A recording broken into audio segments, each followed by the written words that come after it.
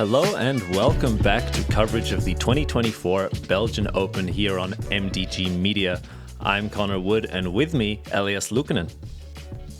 Hello Connor, nice to be here once again, commentating on the back nine, the more open, the longer and potentially more windy. We will see how the conditions play out for our FPO card.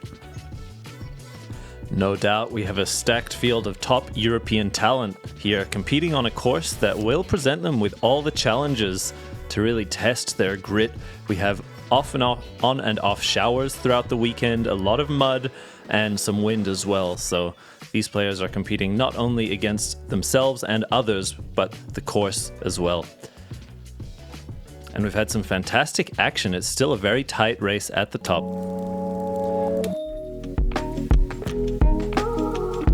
Kick off the back nine here on hole 10, a par 4 at 175 meters. You have OB lining the left and right side the entire way, although quite a generous fairway. Not very commonly will people find themselves a penalty stroke, at least off the tee shot. You do have this hazard inlet shown here by the yellow flags from about 135 to 160 or so meters. Anything beyond that opens up where you have the green tucked away to the left, shaping nicely for two backhand hyzers. It's a pretty stress-free hole, especially off the tee, as the fairway is really wide. And that hazard is pretty far away, you know. It's not that common to see people landing all the way to the hazard off the tee. And also on the second shot, it's kind of... I feel like the hazard rarely comes into play if you have a great drive. I would totally agree. You want to be close enough to the hazard that second throw is not in any danger of landing in it, as you're really going to sail over it. And I think a lot of these players aren't going to be pushing too aggressively off the tee. I would say anything around that 100-meter mark is more than enough to give yourself an open look to the green on the second. Yeah, for sure. And it seems like all three of the first players are in good position there. Let's see how Iida does. Very similar look, going for the safe hyzer. A good look at her technique there, getting that effortless distance even with a smaller frame than some of these other players. Everybody in good position, and now it's all about the second shots. You need to play the skip, play the width, hopefully be wide enough to not hit those inner branches. We see Ingvild with a very nice looking shot there. She sneaks her way into the circle for a birdie putt. Going to be looking slightly uphill. You'll see a lot of players on their second shot aim at this red-leafed tree and try to fade in just before it. Exactly like this. We'll see if this can find the leftward skip towards the end of the flight. Anneli is hoping for, I think, a little bit too straight pushing on that. She'll be putting from the rough. Yeah, a little bit too penetrating there. Iida here going much higher, trying to get that leftward finish. But that's the danger of the highline. You can easily leave it too short and she will be dancing on that OB line. We'll have to see whether she's going to be having that long putt for the birdie or for the par. And Kaire here, nice line. She's going to be well in the circle, no more than 6 meters left. Best look of the group. And Anneli, too obstructed to have a meaningful look at that birdie, will just pitch up for par. Iida with a chance here. She floats that one a little tentative, but will be pretty close left for the par. Ingvild now, she's been great on the green in the front nine. We'll see if she can carry that momentum here into the back nine. Yeah, what a nice putt. Continuing that clean release that we were talking about. I really love her putting stroke, not having any rotation in the body, but rather keeping all of the momentum going towards the basket. And Kaire also getting that birdie. It's a hole that you would like to have a birdie or at least a birdie putt on. And I'm sure Iida will be a little bit disappointed with the bogey there. Certainly leaving herself in circle 2 for the birdie. I think the error there for her was on the approach. Also for Anneli. Neither of them able to secure the birdie on this attackable par 4, but also no damage done. They're good to go onto hole 11. And talking about an attackable par 4, this is a very attackable par 3. Only 85 meters and pretty much nothing in the way for the majority of the flight. Only for the last 15 meters you have these branches and trees in the way. You'll have to choose a gap, but even if you don't, sometimes you can get through the trees. It's a hole that you definitely want to have a putt on. But a lot of times you can hit some of those trees and your putt is not going to be parked, but rather at that 10-meter range. And controlling the height will be really crucial here, and often the difference between a 8 to 12 meter putt and maybe a 4 to 8 meter putt is getting under those late branches. Sloping softly uphill, it requires a good command of the nose angle. It's very easy to do exactly what Kaire did there and find the fairway a bit early. Although a very favorable ground play, she got a lot of distance off that skip and will have a circle to look. Yeah, could be much worse. Let's see if Anneli can find the right height here, and looks like she does. That's the good line, the good height that you want to see your disc on. And that will leave her 6 or so meters from the pin for her birdie. Iida now. Snappy release on this one. We see it get lifted just a little bit as she crashes the right side trees and filters not so far through, although she's gotten past the first ones and looks to be within the circle. A very common landing zone for her there as we go to Kaire up first. And she liked it, but just off the band. At least a good commitment to that putt. Ingvild with a chance for another slightly longer putt for birdie. And just look at how direct the power transfer is. Not much rotation on the body. Perfectly on line once again, but just a little bit high. And Iida having to contend with the branches. Not a clean look there. Let's see if Anneli can get the only birdie of the group here. Well done by Anneli. Securing that. Still 1 over for the round. Kaire as well, putting herself to 4 under. She's continuing to push ahead. Has looked really solid today. Iida on a little bit of a roller coaster so far, although a lot of promise still to her game, even if the round has not come together in completion on the green and off the tee. Yeah, and I feel like that's kind of the classic, you know, thing that happens when you have a young player on the lead card for maybe not the first time, but one of their first times. It can be very difficult to play with the more experienced players and keep up.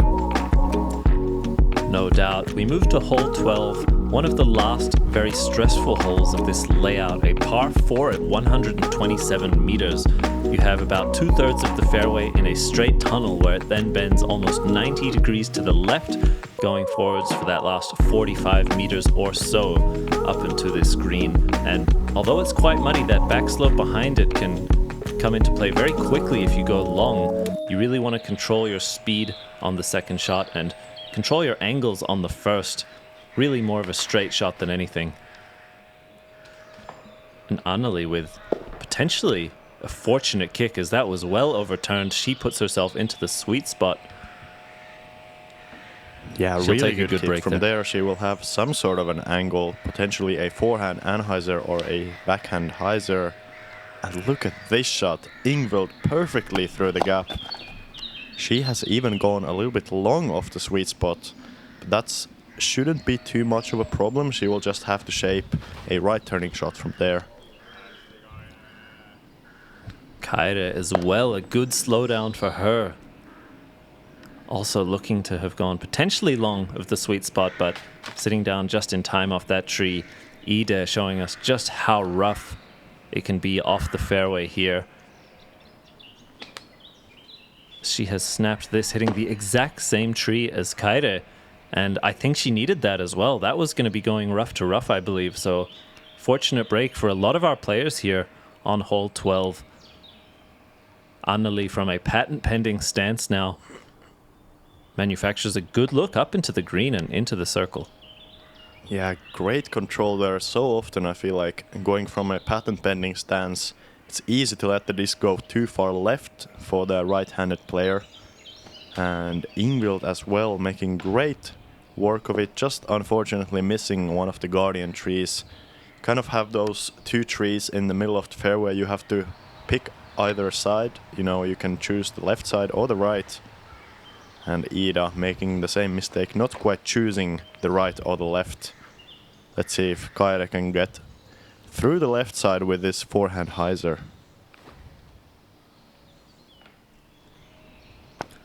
And she does make her way up to just outside bullseye. You touched on it. Committing to a specific gap, really important in some of these long wooded holes. Good upshot by Ingvild there to leave herself parked. Great to give yourself these stress-free putts here, particularly in the mud. And Iida as well, doing what she has to. You can see a little bit disappointed in her result here on 12, but really it's the tee shot that can be more punishing than any other part of this hole. Anneli, her bag fell over in the backswing, potentially distracting her for a moment. Finds the chains left, but Kaire in for her bogey. Yeah, those kind of things, they can be a little bit distracting. I feel like it is difficult to stop mid-swing, but oftentimes I think that would be the best option, you know, when there's something distracting you. You still have your 30 seconds. 30 seconds is a long time to throw a frisbee. So if something distracting happens, you see a lot of players sometimes resetting and completely taking their routine over from the start.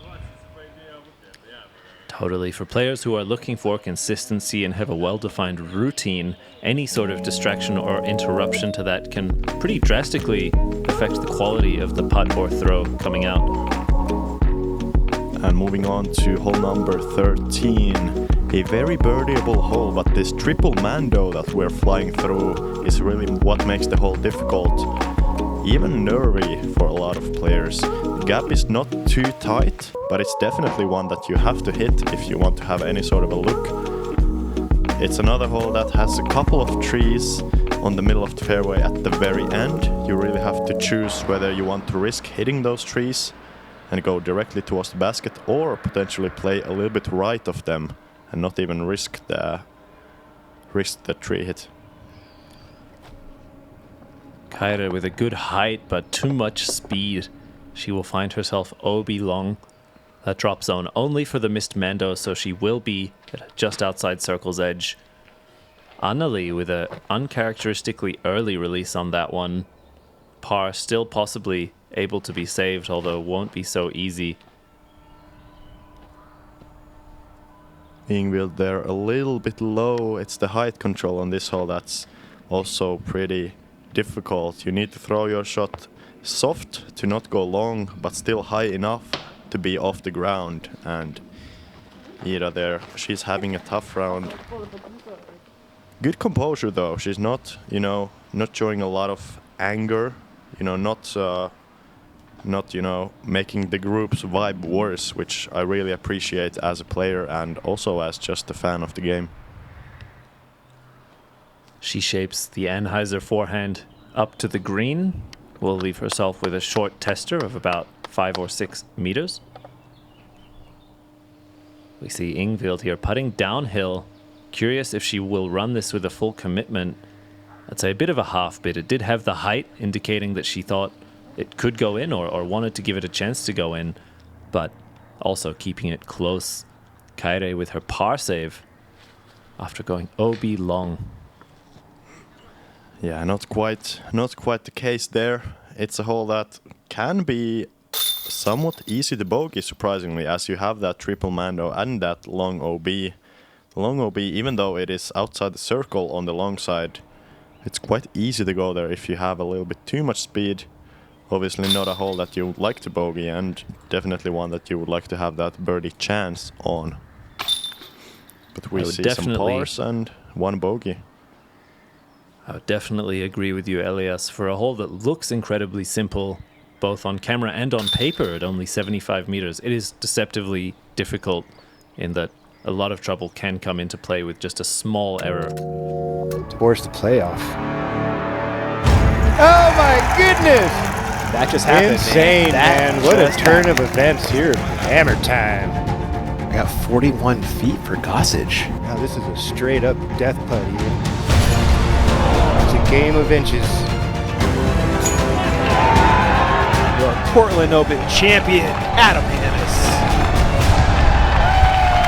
What a show these guys put on for us today. Cannot believe it just came down to that. Here we are, hole 14. Only 135 meters, playing as a par 4.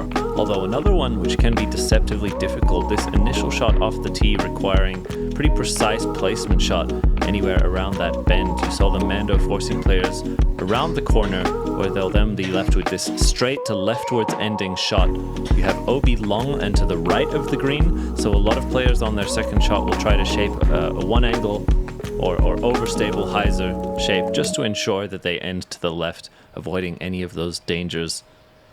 But the tee shot, really important to set yourself up in a position to attack. And Ingvild here makes the Mando and flattens out just in time. That is a really good shot.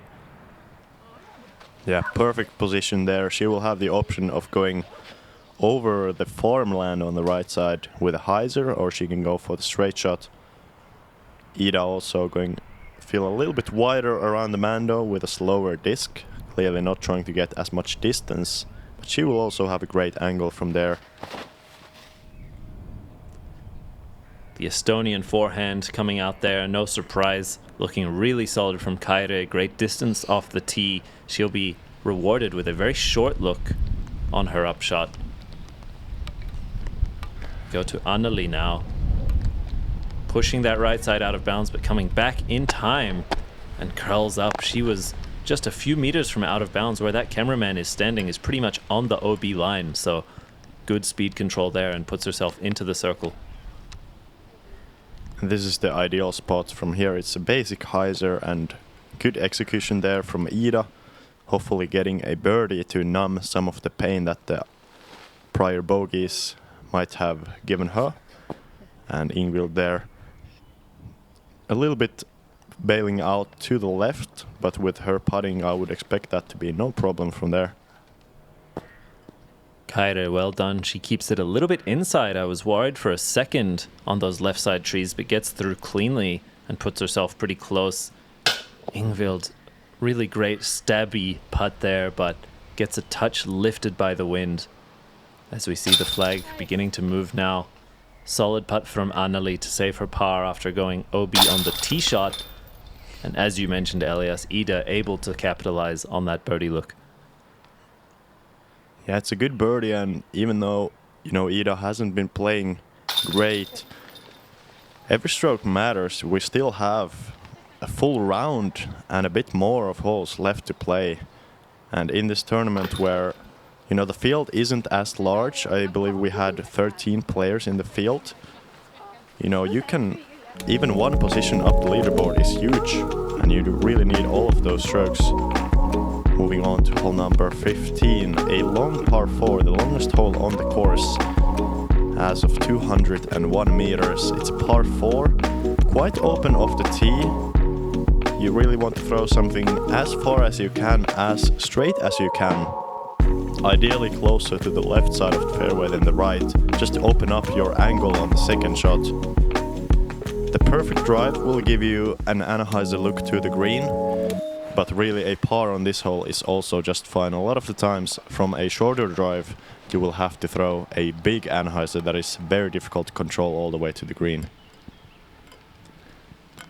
And Iida there was a touch concerned with her drive being too straight and too far to the right, but it gets through cleanly and ends to the left.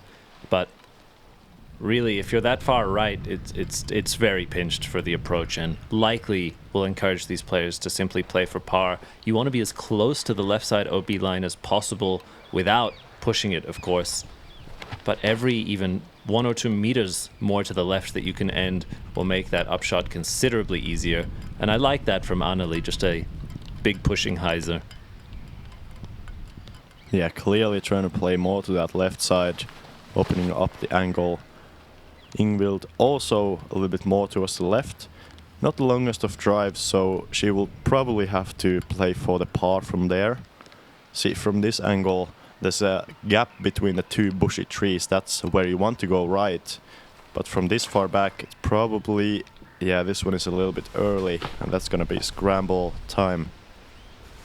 But she was going for that. You mentioned the drive was not the longest, and she still was looking to play aggressively, potentially for the birdie even from there. Iida doing the same. And this has the height if it pans out in time.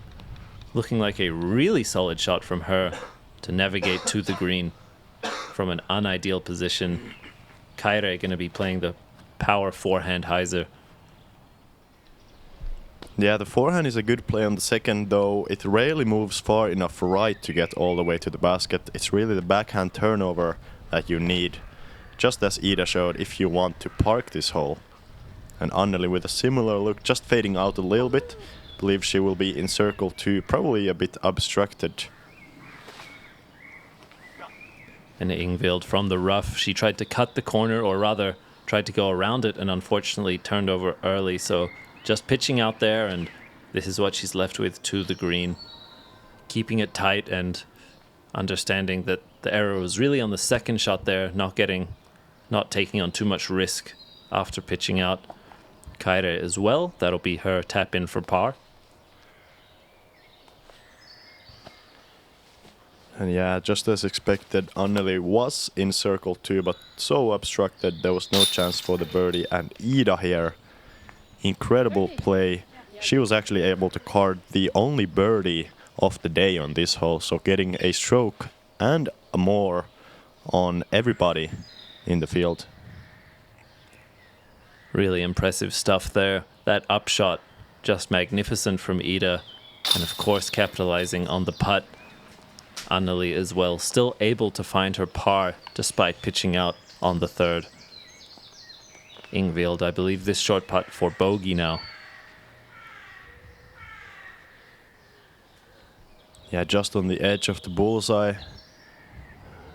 Great work by the tournament staff to mark all of the bullseye and the circle 1 rings, even with a quite limited staff. I believe there was around 10 or less than 10 people working at the tournament and still able to host a great event. That was really a pleasure to play as a player, and feel like everything was running quite smooth, honestly. Would totally agree. The local organizers doing a fantastic job here. We go to hole 16, a 151 meter par 4. You have this initial tunnel, although quite generous on the width. This tree right here is the one that you want to beat off the tee. Anything that breaks out past that into the open field will leave our players with a backhand or forehand approach. This drone showing the backhand hyzer. A lot of players will opt, if they're far enough and comfortable with it, to play the forehand hyzer on the left gap as well. This is certainly a birdieable par 4 at only 151 meters. It's more about having 2 good placement shots with accuracy. And Iida up first has smoked this one down the fairway. She'll be left with a short chip shot to the green. Yeah, very impressive shot there, showing off good distance. You know, looking at the hole, 151 meters, I believe she only has about 35 meters left. So you can make the calculations yourself how far those shots are. And yeah, it's definitely a hole that you want to birdie. You know, 46% of the field getting that birdie, so you're pretty much losing strokes, at least to the leaders, if you're not getting this one. Certainly, and you can see why. The dangers here to the OB left and right are pretty far away from the intended landing zones. Even if you hit one of these early trees, it's unlikely to kick anywhere that will find you in too much trouble. So a very forgiving hole, but of course still demanding some accurate shots. We see Ingvild here on her approach, looking to shape a backhand and hyzer on the left side entrance to the green. She's going to want this to finish to the right, but a little too steep on that angle as she finds the ground quite early. Although, a long look there with her healthy-looking putt, that's certainly a chance. Yeah, I'm impressed with the card. Everybody is pretty much on the same line, just different distances to the green. Anneli showing off a good forehand there. Nice overstable approach. That is the most common way to approach on this hole, especially as you have this slight right to left slope just under the basket. So both Anneli and Kaire making easy work of that, and Iida following suit. Each and every one of them just, I believe, inside the bullseye. And Ingvild, if she can make this, we might be looking at a star frame on this hole, number 16.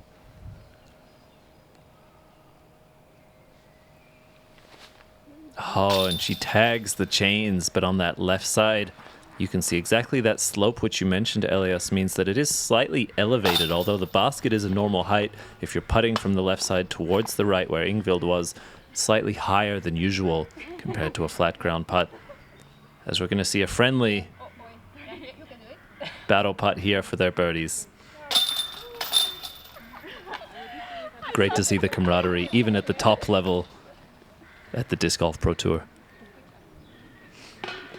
Yeah, I love to see the good vibes, and that's, I feel like, something that us as MPO players can maybe learn. I feel like FPO often has a better vibe on the course than MPO. You know, I feel like MPO sometimes gets very competitive, very serious.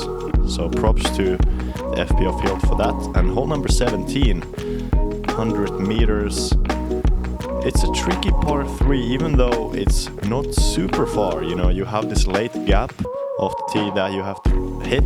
It's about 15 meters short of the basket, so if you hit any of the trees on the short side of the basket, you will have a circle 2 look, and on the back side there is quite a severe slope that is leading to OB, so I'd rather be parked or a little bit short on this one. And Iida shaping a really nice looking flex down the fairway. I think she got through to the green from the claps, and the shape would indicate so.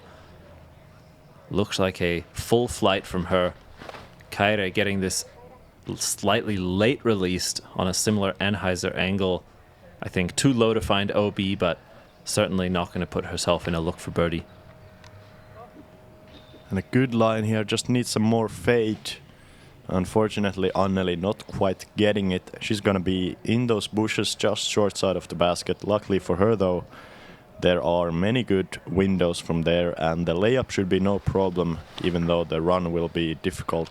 And look at that kick. I believe without the kick from the bushes, Ingvild would have been challenging the right side OB, but now she will have a relatively short approach for the par. And not only OB, but the right side of 17's fairway is known as a place that discs can be lost as well, that those hedges and the fence over them can be particularly unforgiving. So a fortunate result there, and she gets herself to the green. Kaire at a very steep angle has to cut that really tight, and she does not make it through. I think certainly an unforced error, and she might have been trying to park it more than just giving herself a look. And you see there a little bit of damage for her, but still a very good round that she's put together already by this point on 17. We go to Anneli. Can manufacture some sort of look off the knee for her birdie. Yeah, just ends up putting it under the basket. Wouldn't expect the same from Iida though. She looks to be lining this up. And what a birdie, what a putt. Looks like she's really getting her confidence at the end of this round after struggling for a bit. That's nice to see, and also that is a good sign for tomorrow's round, as she will definitely stay on the lead card for Sunday. And Ingvild in for her par there, sitting at 2 under going into the final hole for this round. Anneli as well. Certainly a hole that you want to par if you don't go OB. And even from Anneli there, that drop off behind the basket, she opted to simply lay up, knowing that 3 is by no means a bad score on this hole. The 2 quite elusive. So we go to the final hole, 18. Par 3, 103 meters, although playing is significantly more, as this is pretty steeply uphill the entire way. You have OB lining the right and the left.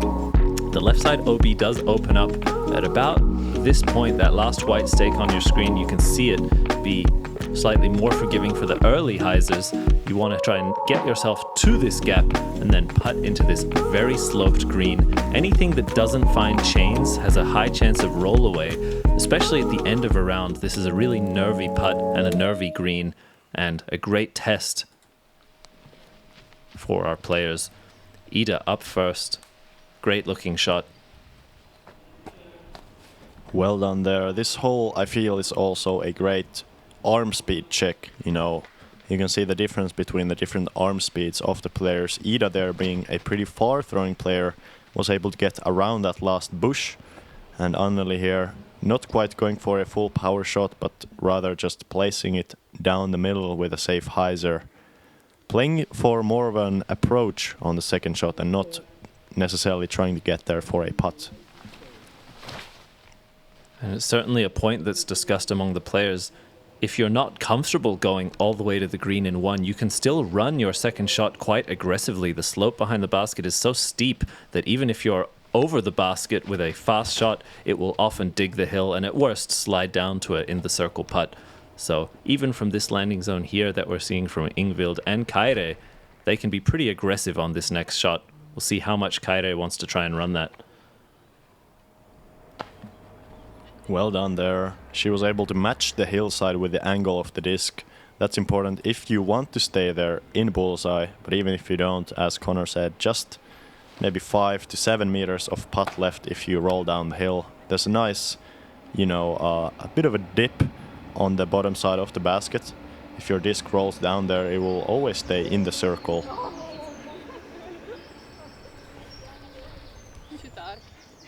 Iida, closest of the bunch, a long look for her birdie, but she too simply matches the hillside, and I think a great sign of her knowledge there, getting that putt on an hyzer to make sure she's not hyzering into the hill. And Anneli in for the putt. I'm honestly really surprised with how many, you know, turbo-like putts we see from close range with these players. Is it only because of the like elevated baskets? I feel like we've seen it most of the times when they're putting uphill from really close range.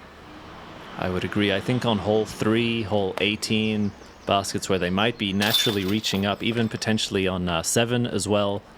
But also it does seem more prominent in the FPO field, these turbo tap-ins. But hey, we're here for it and they're going in as we close out a fantastic second round of FPO coverage. Yeah, that was a nice round and nice scoring by our card. Everybody on the card will actually stay on the lead card and our coverage for the final round. Even though we saw some separation in the scores, Anneli with a solid even par, Kaire and Ingvild going under, and Iida a little bit over par, even with that good finish. She will carry the momentum hopefully into tomorrow. Thank you guys for watching, and thank you, Connor. It was a pleasure once again. As always, Elias, make sure to catch the final round coverage here on MDG Media to see who will be crowned your next Disc Golf Pro Tour FPO champion. We'll see you there.